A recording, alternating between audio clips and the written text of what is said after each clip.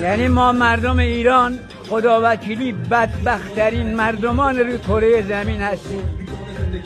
خدا نمیدونم سرنوشت ما رو چرا انقدر کیری نده.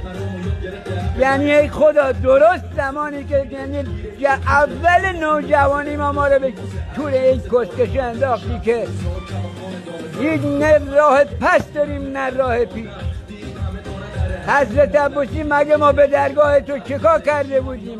ما کدوم فرشتت گاییده بودیم که این کار با ما کردی تو؟ بابا حضرت عباسی حق ما این نبود، اقلا این آخر عمری یه حالی به ما بده. کیر تو کس خار مادره با ما گاییده شدیم حضرت عباسی. خدا جان هی کجایی هستی؟ اگه هستی با ما هستی بابا تو رو قرآن یه خورده چونه تا طرف ما برگردان بده ما کیرت هم ببینیم.